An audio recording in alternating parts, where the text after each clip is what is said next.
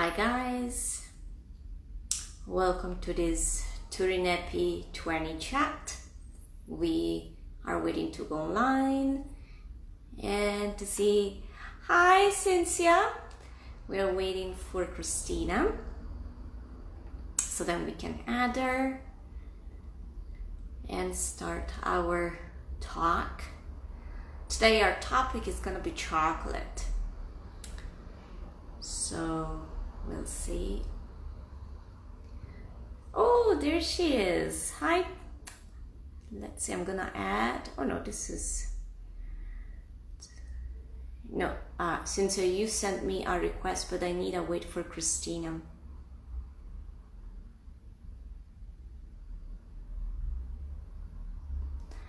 Hi, Denisa.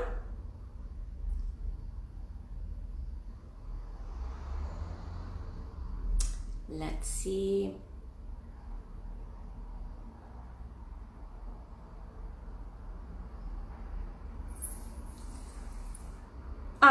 There she is. Ciao, Christina. I'm gonna add you right away.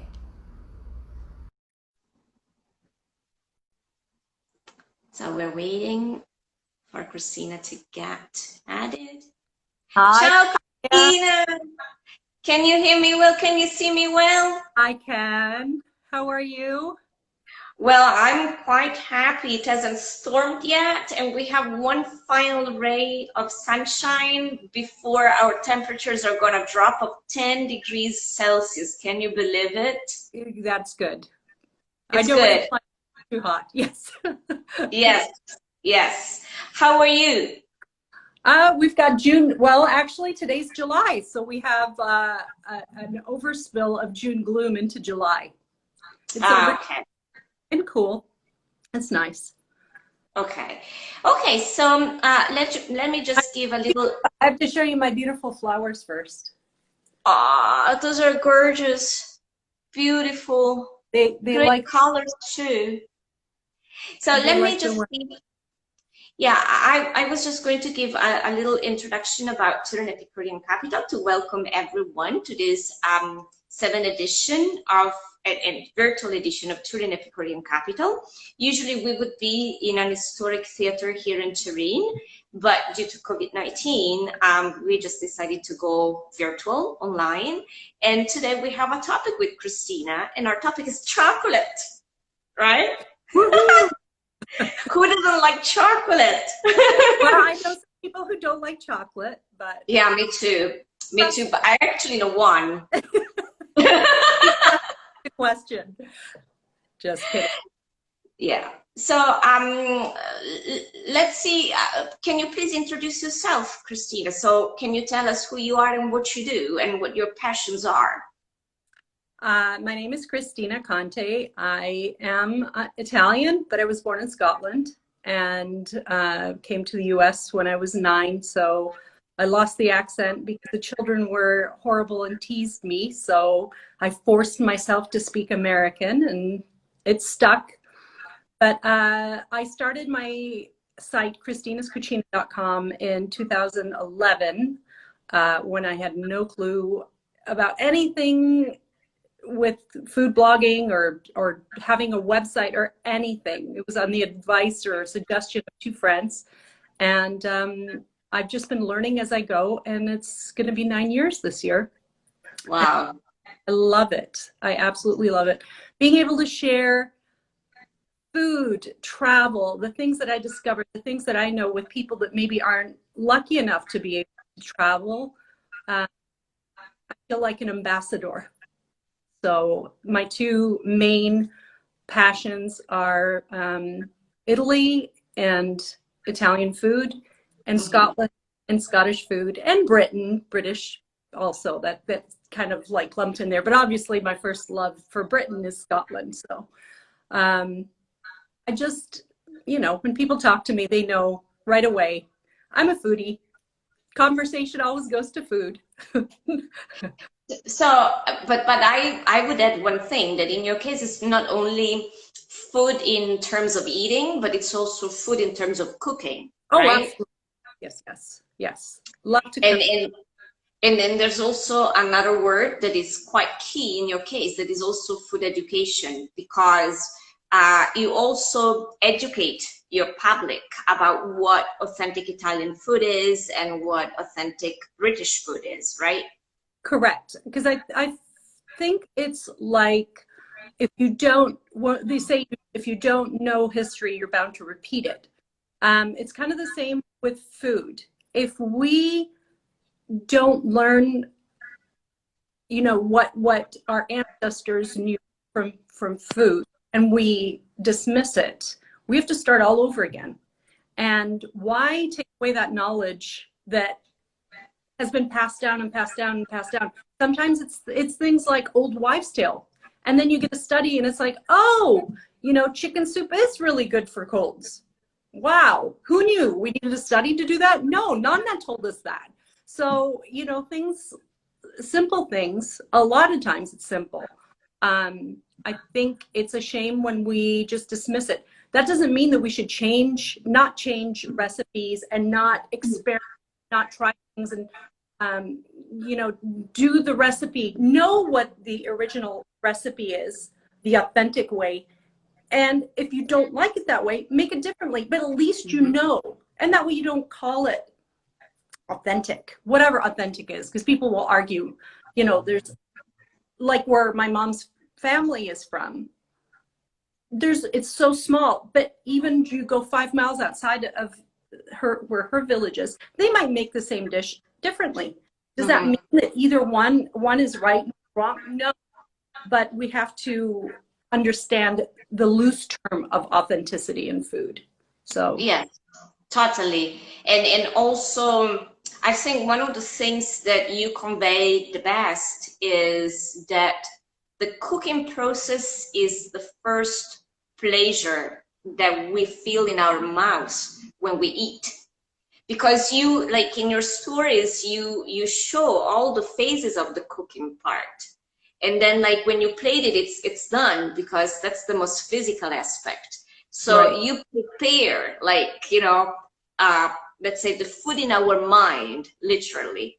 Well, they say eat with your eyes first. So Exactly. it doesn't necessarily mean that you have to plate it beautifully and it has to be, with the parsley on the side.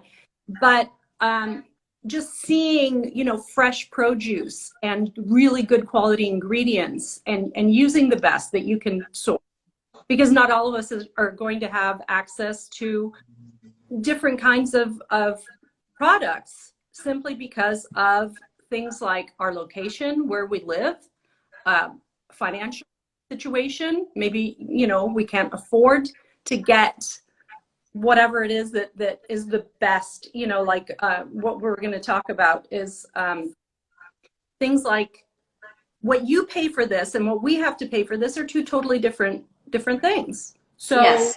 It all depends. But I also, well, that goes into what are your priorities.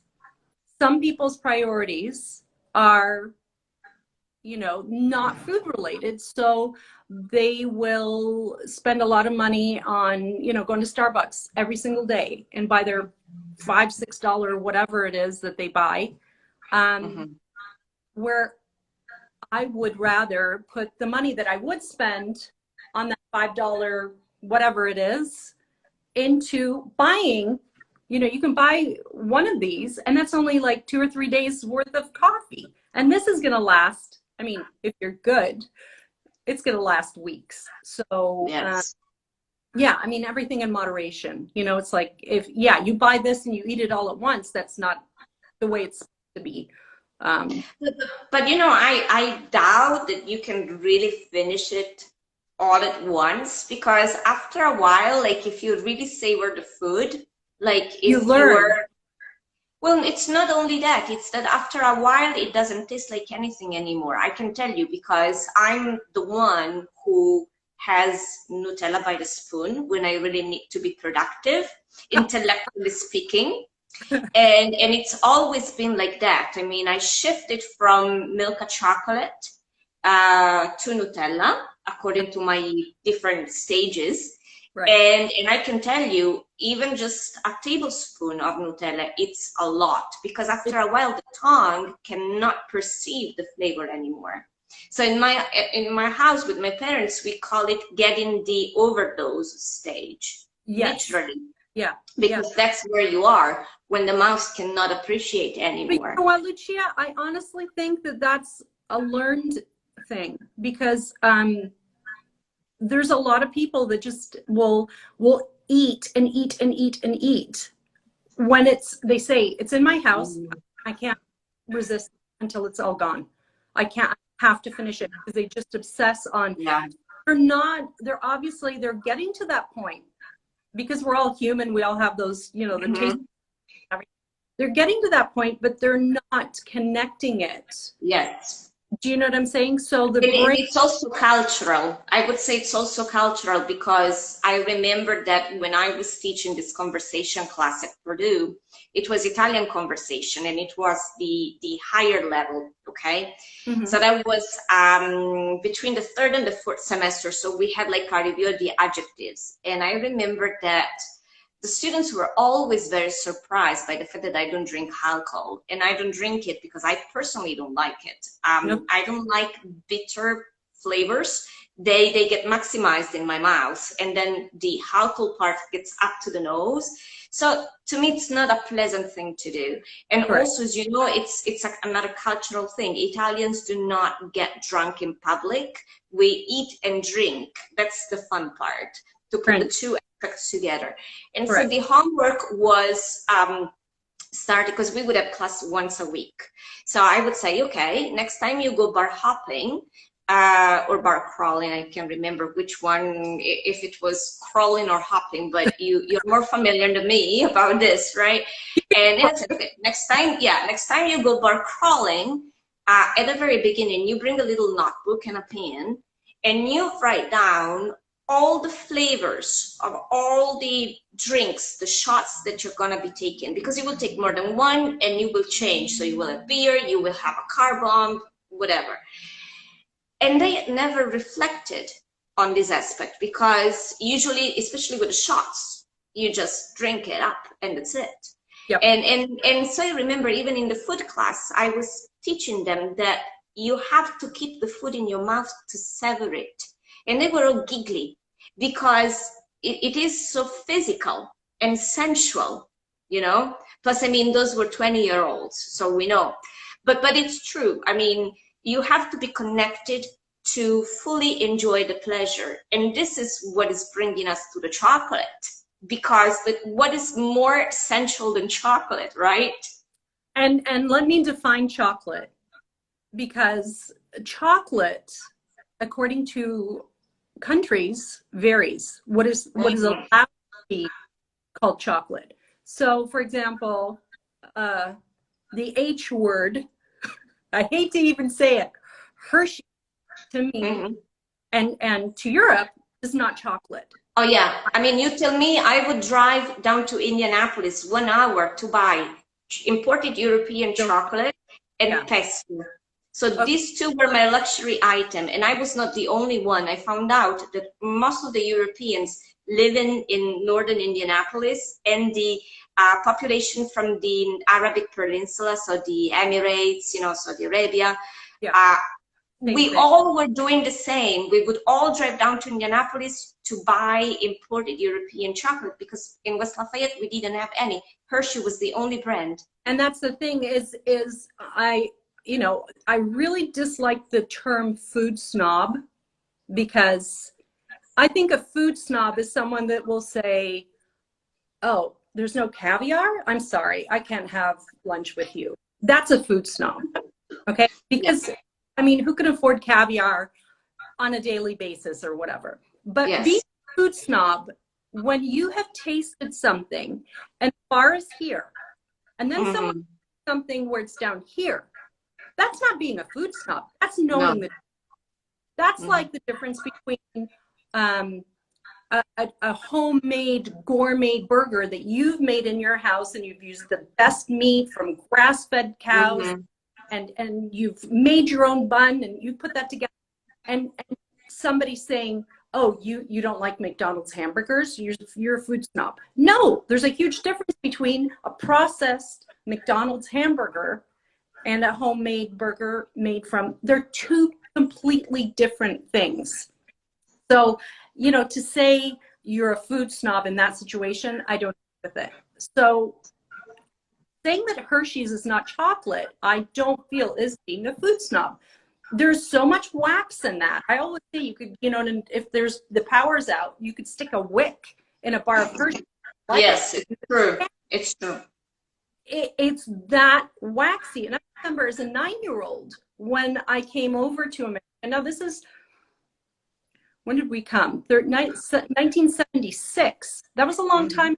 Food was better in America overall then. The candy bars didn't have corn syrup. They used sugar.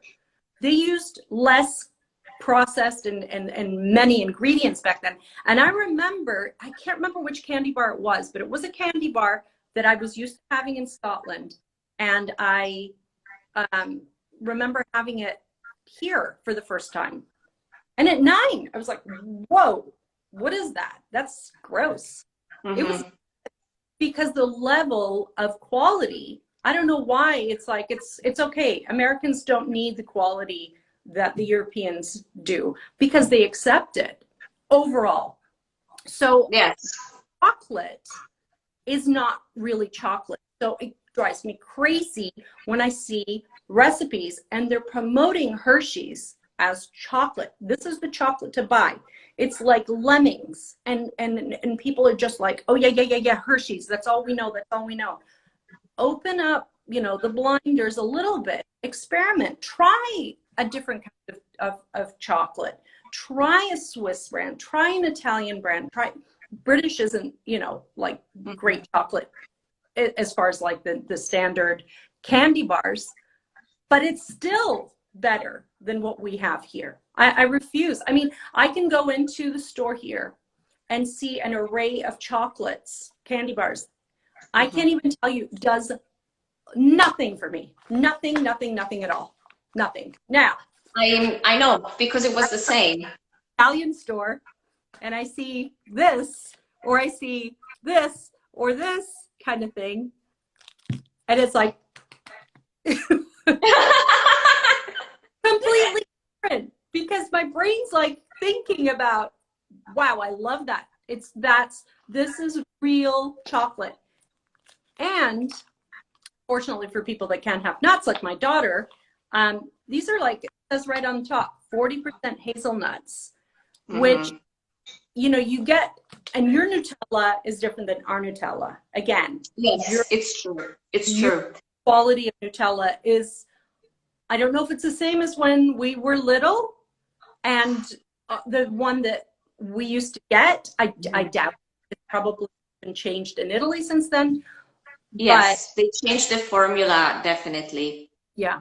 And I'm sure they're making more money with lesser quality ingredients or lower quality ingredients or whatever, you know, adding things, using palm oil. They use the palm oil here. I don't know about there, but it's, you know, things. They have to have it. They have to have it. But about the palm oil, I gotta tell you, there's also the food education part that comes into play, because like for us, we know as Italians that palm oil is clogging our arteries, and even though you can have such a thing as sustainable palm oil is good for your heart.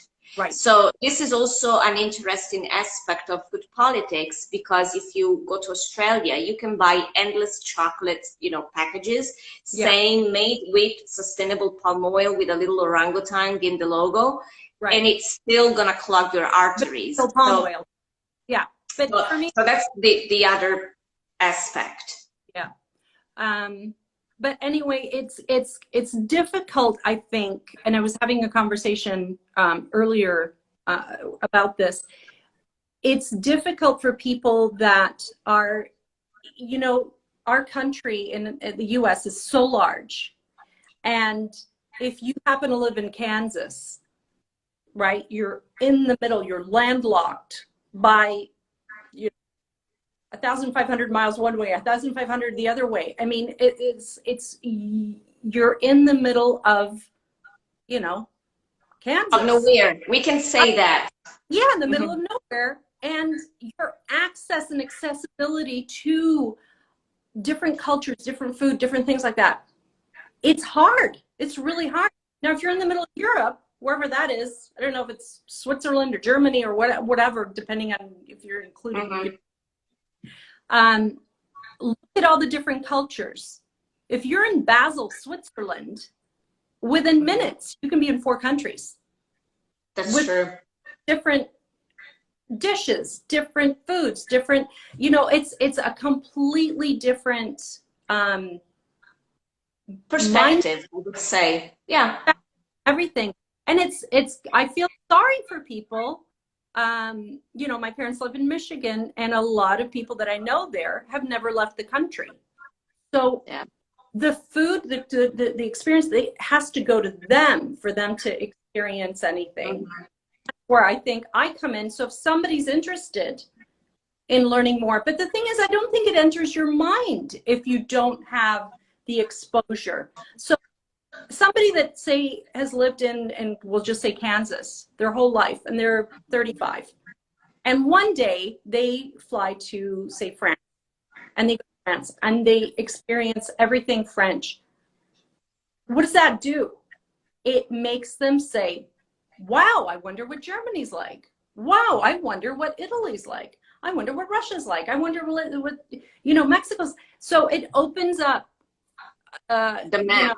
You know, yeah. So anyway, that's I think one of the difficulties in America is we're just. And I would add, yes, and I would also add about this, that it's not just in the diversity of the flavors, but even within one thing, you know, one food, like it can be either chocolate or coffee is the same, just like tea. Right. And we could say spices and herbs. Like if you go to those, you know, places like, you know, greenhouses to buy herbs, you know, to use in your kitchen, you will see you have many kinds of basil, many kinds of mint, you know, right. And right. Like the closure, the mental closure that you were describing before obviously applies to Europe too, because we are not exposed, or according to the place where you are, like obviously the Netherlands have the colonies in Southeast Asia, and so you can find very good Indonesian food in Amsterdam, but you cannot in Italy, as far as I know. At the same time, in Turin, we have, I think, the largest Persian and Brazilian communities in Italy. So if you know where to eat, you can find authentic food with those, you know, imported ingredients. And the same is with Vietnam, Vietnamese food. I know that in London or even in Stockholm, there are a few places where they have imported herbs, and those flavors are key because, you know, our identity, just like in the brand that you were showing that is Caffarel, the flavor of Caffarel is unique. Like you can, it's not, you know, it's funny because as you were speaking about being a food snob, I was trying to think, what is the word that we use in Italian? We have an expression to say somebody who eats only the best ingredients or the best foods. We call it il palato patrizio. That is, so for example, with tribes, somebody with a palato patrizio or the aristocratic palate wouldn't eat tribes, because the tribes are the discarded part of the animal, right? Now, is that a derogatory term? Is that a derogatory? No, but it's not a compliment. It's an elegant way to say that it's somebody who is not going to be eating like some broth, because it's too simple. Right. Okay. So it's not derogatory at all, but it's not a positive expression at the same time. And it defines somebody who is used to very fancy things, a little bit like like a similar expression of somebody who's a little bit finicky, you know, but Yeah. especially for women is la principessa sul pisello. Just like, but pisello is the little pea, you know. So this brings you back to the story of the princess who couldn't sleep even on top of 7 feather mattresses because at the bottom there was a teeny tiny pea and she would get a bruise in the back.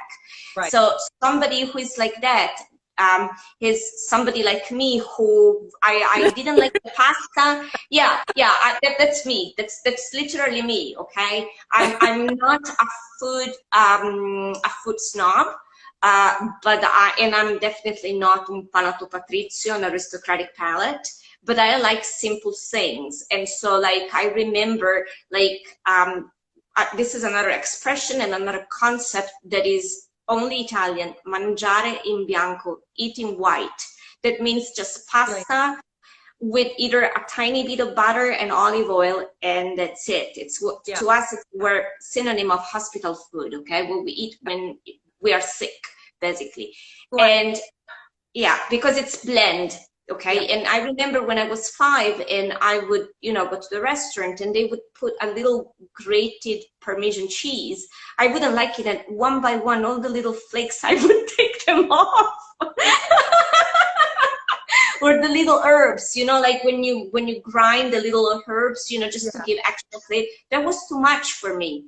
So my palate would really get bruised, okay? Just like the princess on the pea, you know? You're a super taster, I bet. Yeah, no, I am. It's a curse because everything is maximized in my mouth. And this is why I'm like a truffle dog. I can tell, like even in the blind tasting, I can tell you if it's Caffarel, if it's industrial chocolate, if it's authentic Nutella, and if it's not. So during the lockdown, my birthday happened to be right during the lockdown, and all the pastry shops were closed. Only the bakeries, like where you buy the bread, were open. And my mom got some cookies with some chocolate, and she told me, oh, they told me this one has Nutella. And I tried and I said, this is not Nutella, this is an imitation. Oh, they're using a cheaper version. Yeah. And so this brings me back to what you were saying, because when I was in Indiana, of course, there was the regular Nutella, and then there was the store brand, there was the Kroger brand. And one of my friends from Brazil, she said, oh, I just buy the Kroger brand. I said, no, you shouldn't, because it doesn't taste the same. Yes, it does, but you need training. Just like in yoga, the mouth, the palate, the nose need to be trained.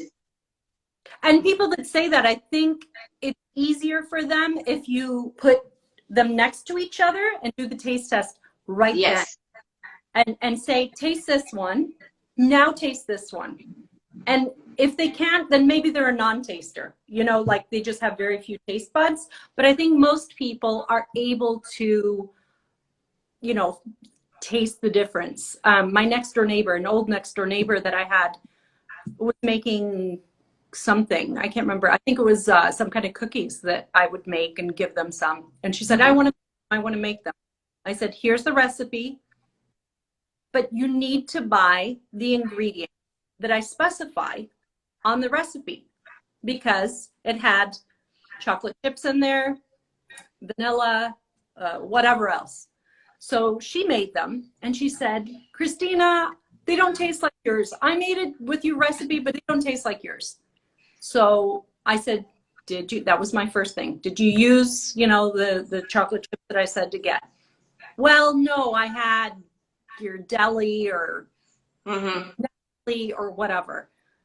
That to me, that's right there. If there's chocolate chips or whatever it was, it's how are you going to have anything taste good when you start with, you know, poor quality ingredients? So I took my chips and my vanilla and I walked over there and I said, I want you to do something.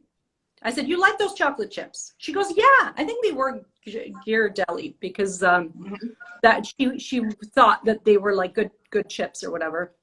And so she tasted. I said, taste those. And then I said, now taste these. And I gave her mine. And her eyes like opened. Oh, that's why it doesn't taste the same. Plus, she was using imitation like Kroger brand vanilla. And I said, oh, you've got to use the best quality vanilla that you can get. And it's not expensive to get it. We have Trader Joe's here. Their vanilla's decent. You know, it might not be the best, but it bounds better. The imitation vanilla extract that you get at Kroger. And it all makes a difference. So a big difference it makes. Absolutely tasted the difference. And she was like, that's why it doesn't taste the same. So, you know, it's like when people make the recipes that I have, and I say specifically, if you're going to do this, please don't make it unless you have this, because you're going to be disappointed. Now, do you listen? You know, I'm not a trained chef. I haven't gone to cooking school. Who am I to tell them? All it is I know from my experience. So the fact that, you know, people are the ones that have tried, said somebody did the pizza sauce the other day. She said, I went to the store, I bought the DOP or the San Marzano, whatever, the tomatoes that I suggested, you know, need to get really good tomatoes. And she left the most amazing review. I've never had anything tasted so good, so fresh. You know? Guess why? So it's when people realize that it has such an impact using good quality ingredients, I think they take that information and run with it. And it's like, oh, if that's really good, then maybe when I make, you know, something else, let me try the best quality that I can get there instead of using the store brand generic whatever. That might be good for pharmaceuticals, but not for most. So yeah, I mean, and you know, the other thing that you mentioned but you didn't explicit, go ahead, just put the chocolate in front of the camera so people can observe you open it and can look at the shape. Put it up like that, you see? So this is a golden wrap of gianduiotti. Flip it upside down and like that so they can see it's a triangular shape. You see, it's like a little lingot of deliciousness, like that. And you don't bite or chew this. You have to put it in your mouth and let it melt, right? Yes, absolutely. Never chew it. No chewing. And I have both. This is dark chocolate. Put it up. The silver. Put it up like that. So what is this one, the silver one? Dark. So this is, oh no, sorry. Yeah, silver is dark. So this is one of the packages that I got. And it comes straight from Turin or Torino in the Italian way. And also this, so this is a mixture of both kinds, milk and dark. This one's the dark. And then we have the same thing in the jars. Yes. The dark and the milk chocolate version. And I have not yet tried this one. Have you tried this the dark one? The dark one? No, I haven't yet. And actually, when I was growing up, we had one. It was not by Caffarel, but it was just without cocoa. It was only hazelnut spread. So you would buy the little jar, like a glass, and it was half and half. And that one was good too. Yeah, that was good too. Yeah. Yeah.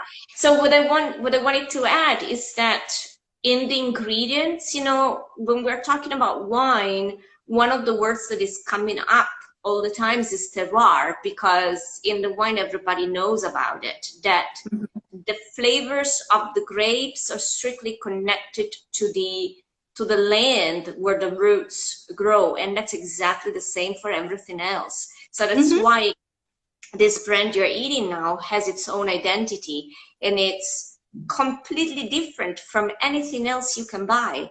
Like, you can literally tell the amounts of sugars or the amounts of hazelnuts that they use. You can feel it in your mouth, and and like your tongue gets covered up, literally wrapped in this nice fluffy veil of velvety chocolate, Yeah, exactly. right? So, and this is how it should be. And you So, know, I wish I could let everyone that's never had real chocolate or something similar to this, because this isn't just chocolate. The hazelnuts are huge in this product. I mean, that's kind of the main thing. But I wish they could taste it just for the texture. The yes, flavor is amazing, but the texture alone, people that bite into a Hershey's chocolate bar, it's there's nothing there. Nothing for texture, there's nothing for flavor, there's nothing for visually. I feel sorry for people that are eating, you know, oh, I need chocolate, and they go for the Hershey's. If that's where their standard is, they have so much that they could, between there and this, there's so many steps that they could be in between. I mean, even going to Trader Joe's and buying, you know, their Trader Joe's brand chocolate, whatever, wherever, because they just put their label on it. But it's so, yeah. and it's inexpensive. So you don't have to spend. It is. I would also say that, well, first of all, like when you came over to Turin the past times, did you try the cremini chocolate that we have, the squared ones with the layers? Did you have those? Those sound familiar, but I don't So know. those are cubes. So visualize a tiny cube that And it's is dark milk and is it 3? No, it's hazelnut, gianduia, hazelnuts, and gianduia in horizontal. So gianduiotti. So next time in 2021, this is going to be your homework, your research to compare the two. But there was something else that you were holding back on me too that I thought, I've been there 3-4 times, however many times, and I haven't had that, and I can't remember what it is now. What was it? Well, definitely the cremini is one of them. Yeah, maybe it was a pastry or something. I can't remember what it was, but I saw it. No, it was a cookie. Wasn't it a cookie? Because I was doing the cookie. It was like a ravioli thing. It was savory. You said it. Well, you were doing an interview with Cynthia, I think, and you said Cynthia asked you what are the top foods. Yes, and I said the raviolini del plin. Is it the plin? Because you had the tagliarini, you know, risotto, so it must have been ravioli del plin. That's it. Actually, it's agnolottini because it's agnolotto is the local version of ravioli, and they are meat-filled, and del plin, because in the dialect, the plin is the pinch. And so you get them teeny tiny, and they are just delicious. It's the same pasta sheet of the tagliarine. So that I keep coming back. So you hold back, and then I have to come back and try something else. For more.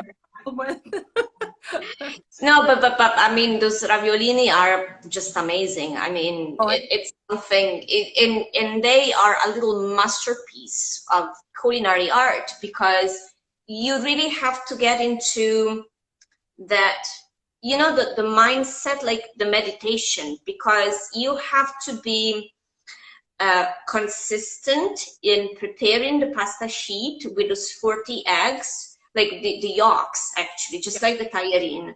And then with the roller, you have to cut the, you know, the little parts you're going to be wrapping the meat filling. Really have to, in a teeny tiny amount, and then you have to roll them between your fingers and pinch them at the side exactly in the same way, because they gotta be consistent, and it's a hand job. So it's like a yoga class, maybe even better, because you really you can do it automatically, but you really have to abstract yourself and travel in the universe while doing it. Yeah. But for cremini, just like gianduiotto, it's another food meditation, because we have those with our coffee, because the two flavors, they complement themselves. And again, when you have a cafe mocha is disgusting. I mean, by itself, because again, the ingredients are so cheap, so so economically, produced. And in our local equivalent, that is bicerine, and you try that, is like a whole different story. Yeah, yeah.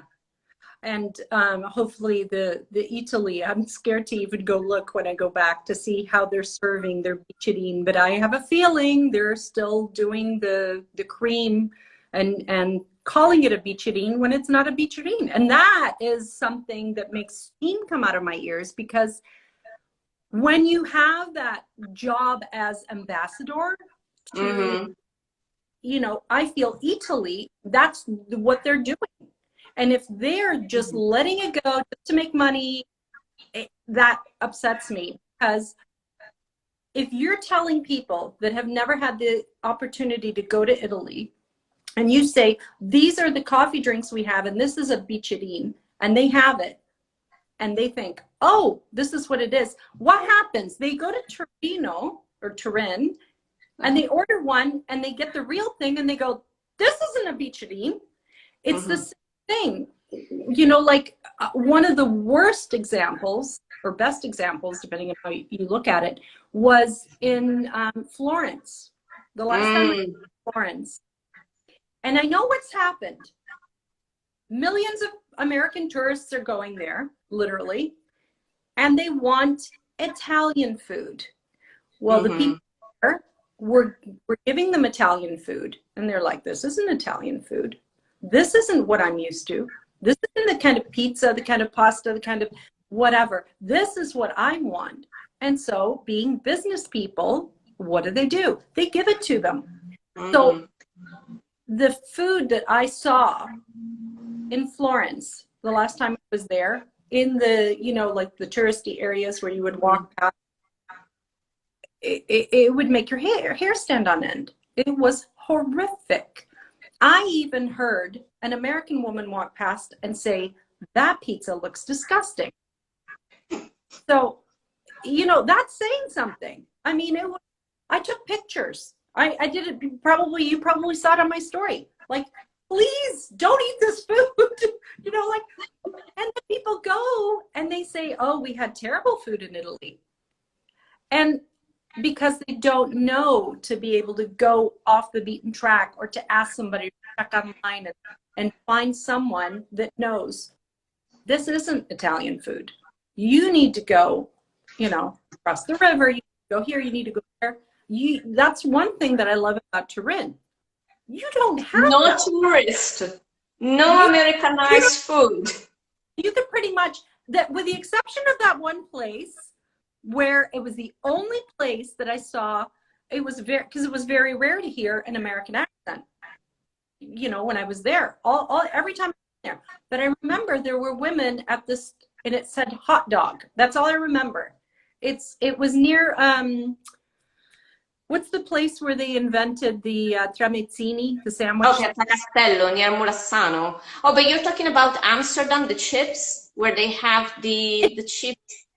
It's just a little stand, and it said hot dog. We don't have it anymore. It's gone. It's gone. Oh. After that, we had another, because it was a hole in the wall place, right? Teeny tiny stand. Yeah.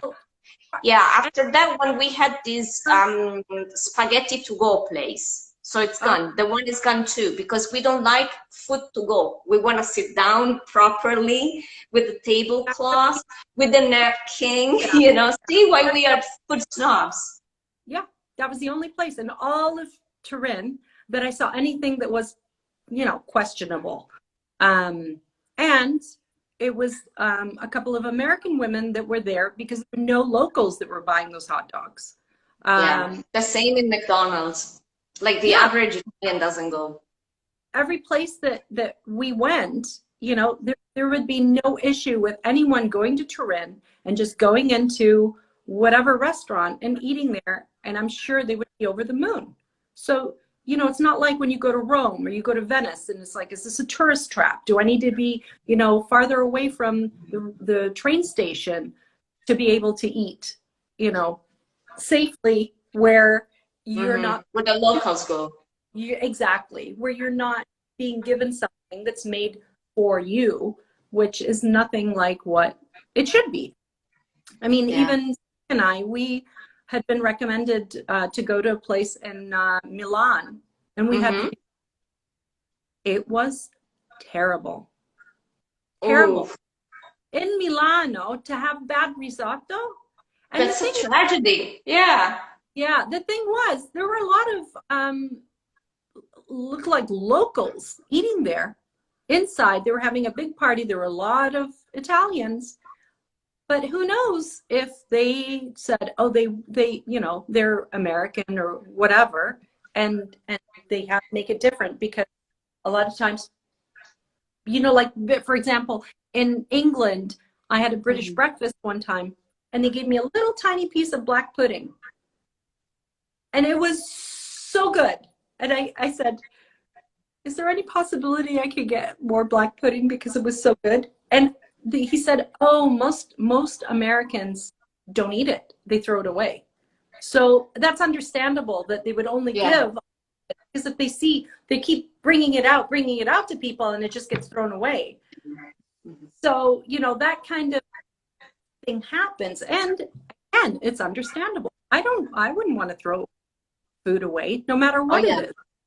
Yeah, especially when it's good quality food too, you know, because to make the pudding, you know. Exactly. And this was it was one of the best. Honestly, it was like almost the tear when I was like eating it. It was like so good. Just amazing.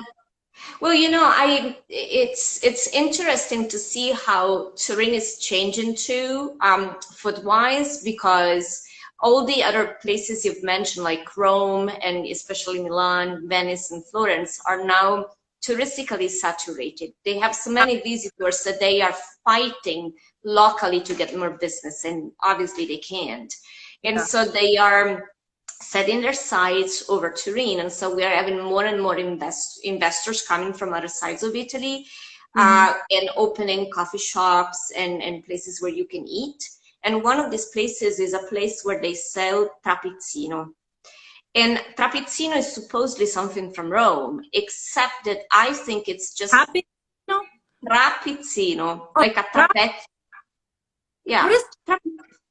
So it's basically a sandwich that it's a pocket of focaccia bread, but it's more pizza bianca. And then they put it, they customize it locally. So over here you can have like in this chain, so it's not like a unique specialty. They customize it and they put, I would say for my snobbish local eye, second or third choices foods, you know, like one of our entrees is meat with some green sauce that has like anchovies inside.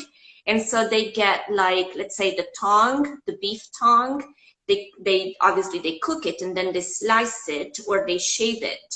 And then, or even sometimes they just pull it and then they drip it with this green sauce and they put it inside this pocket.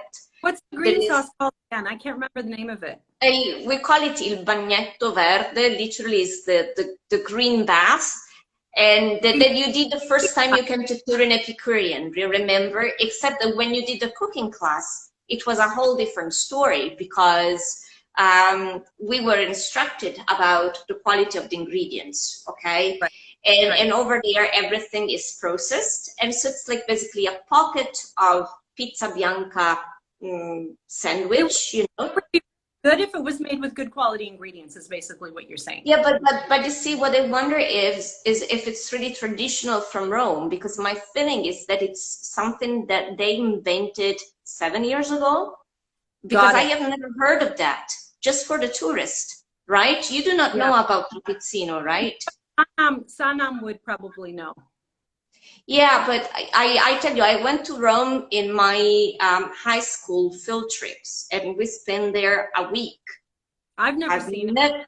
I've never seen it either. But like even on Italian TV food programs, we never talk about them. And then right now in this royal tiny piazza with this amazing boutique hotel, right in front of it, you have the chain, the Trapezzino chain. And then you look in the menu and it's all these local flavors that go into this pizza bianca. You see, Sanam is saying, I need to see a picture. The name doesn't ring a bell. You see, when the name doesn't ring a bell, it's not authentic. And it's not traditional. Yeah. Yeah. No, it's not. And yet when you browse on Instagram and you follow all the American expats over here, even the Canadian one, oh, we went and ate Trapezzino. And Trapezzino is something that is just invented. It's artificial, let's say. Yeah. Yeah. In the end, it's a panini. Yeah. Yeah. And that tells you again that it's not something authentic for us, because for us, we like to have different dishes. We like to change the flavor. We don't like the food on the go. Even when we have no time, we still stop, even if it's only 5 minutes, 7 minutes to chew, because we're taught that the first digestion part happens in our mouth and we have to chew. So, which in the end brings us back to the chocolate, because, you know, if you take chocolate away from our lives, what are we left with? We are in hell. That's the only thing left in 2020. Don't take our chocolate away. No, you can keep everything else, but not the chocolate. And what about gelato? We have to bring up gelato because, I mean, you know, that's one of the things. I honestly, I don't eat ice cream here. I just don't. Yeah. Nothing for me. It's kind of like that, how I said about that, going into the store and seeing the rows and racks and shelves of, you know, American chocolate. You know, nothing. Yeah. Well, cream here is just, you know, coffee, maybe coffee ice cream, once in a while. If I'm out. Come on. I mean, there are like, in my opinion, I consider myself an ice cream and gelato, so ice cream / gelato connoisseur. And I really like Häagen-Dazs, even though it's industrial. And in the Midwest, there is this little creamery called Grater's. It's a family-owned tiny company based in Ohio, in Columbus, Ohio. And their ice cream is good. It's industrial. You can't get good ice cream here. I mean, I make ice cream. I make a chocolate ice cream. It's a chocolate custard ice cream. I'll send you the recipe when I get off. Not that you can make it because you've got all that wonderful gelato there, but it's tons of eggs, egg yolks, cream, cocoa, really good chocolate. You know, a teaspoon is enough for me because it's so rich. Do I like it? Of course I do. But am I drawn to let me have a bowl of ice cream? Not really. But when I'm in Italy, you could eat it every time. When are we going for gelato? I mean, we're like, we've already had it twice today. You're not getting it 3 times. And you know, to me, one of the guests who was a food stylist from Colombia and who is working in Spain, when I met her in 2016, she asked me, so do you eat gelato every day? And I said, yeah, why not? Well, maybe because you can gain weight. Well, I walk, I replied, because we walk every day. And so when the ingredients are good, when the recipe is properly made and executed, the food is not going to make you fat. And about chocolate gelato, I gotta say, well, I mean, we are the capital of chocolate. We've been the capital of chocolate since the end of the 16th century. So we have many, many places where you can have gianduia gelato, dark chocolate gelato, Belgian chocolate gelato, the raw chocolate fava gelato too. And the flavor changes completely. Every kind that you can imagine, pretty much. Yeah. Yeah. And then obviously we can have like the white chocolate that is like really not chocolate, but it's still sold as such. And the ruby chocolate, the pink one. That is another. Yeah, I haven't tried that, but well, it's again, it's like it's not the real thing, because it would be extremely expensive, but it's still, I mean, you can have a full chocolate gelato menu and have at least 5 or 6 different flavors, and they are all very different. Exactly. With and without the nuts, with and without cookies, because we have bonnet gelato too. Bonnet is our chocolate pudding with amaretto cookies and some rum, and then we can have others with cremini, because then we, you know, just like cookies, you can make gelato with whatever. And so you know, you can find this cremini chocolate gelato with cornmeal cookie together. Okay. So it's a custard base with pieces of cremini, you know, no, it's cremini chocolate, and then the cornmeal and honey cookie together. So it's just amazing. So for 2021, this is what we're going to be doing. No more gelato workshop, just a gelato tour, because you guys have to sample. Yeah, because you see, it's like the little pastries. It's the same. You have to see, you have to experience what it is like to sit down and order a tray of tiny chocolate pastries. It's the experience. It's different ones instead of just having a lot of the same flavor.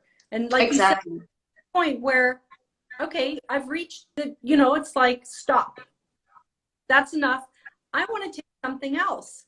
And, you know, it's like having a cocktail party versus a sit-down meal, you know, where a cocktail is all finger food and you get to taste lots of different things. And you just have a sit-down meal and you have, well, in Italy, it's different. You're going to have 20 courses. You still Yes. But, yeah, I really like that. And the thing is, what's hard for me is when you taste something and you love it so much, you want to taste something else, but you don't want to miss the opportunity to have the one that you love so much that it's like that struggle, you know, which one do I have? Do I have the flavor? The new one or the old? Or do I?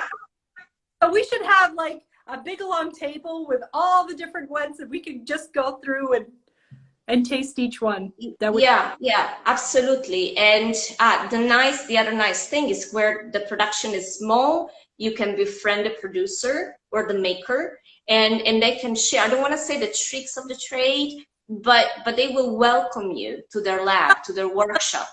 Oh, and Daniele, how they, I mean, I learned so much from just from them telling us things. This is what you look for. I mean, I already knew when you go, especially Rome, Venice, all the different, you know, very touristy places, and you see the gelateria with the you know, mounds. Yeah. Mounds. I mean, it's literally a foot tall in the display case, and there's every color of the rainbow. And to me, that's just common sense. Like a big no. Yeah. That's not, keep walking. That's not going to be quality gelato. Now, if you don't care, and the thing is, you're still going to pay, you could be actually paying even more for that because it's the tourist trap than you would for the authentic, artisan, really good gelato. Yes. You know, that like what they make at Gelato Village in England. If you guys are in anywhere near Leicester, you need to stop into Gelato Village. And little plug for Antonio and Daniele. And the gelato dog. Yes. But they make, it's if I had a gelato on my site for a recipe, it would be the way they make it. Local, fresh, organic, best quality ingredients, made the, you know, like you can see that they're just so passionate about doing it that way. And having remember how they said that the ones that are the good, the cylinder, you mean? Hang on one second. Yes.